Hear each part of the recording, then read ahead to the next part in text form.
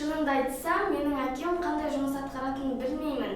Менің ойымша, менің әкем бастық. Себебі күнде костюм шалбар киіп, галстук тағып әдемі болып кетеді. Неге екенін білмеймін, бірақ анам күнде көзіне жас алып шығарып салады. Мүмкін бастық болу оңай емес шығар?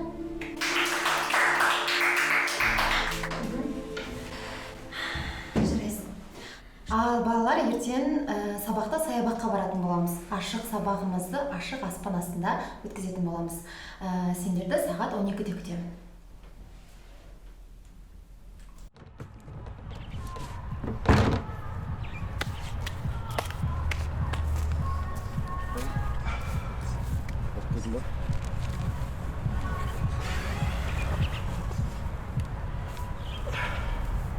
Әге, осы мен сізді түсінбеймін. Неге үнемі осы костюм шалбарды әкелесіз осындай жұмысқа? Ол бала емес пе? Менің кішкентай балапаным бар, қызым. Сол басқалардың алдында қызармаса екен деген ойым ғой. Себебі қазір балалардың арасында сенің әкең кім болып жұмыс істейді дейтін талас тартыстары бар.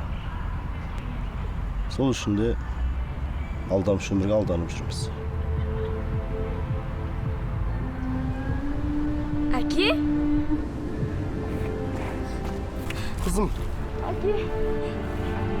Әке, сіз қандай жұмыс істесеңіз де, мен сізбен мақтанамын.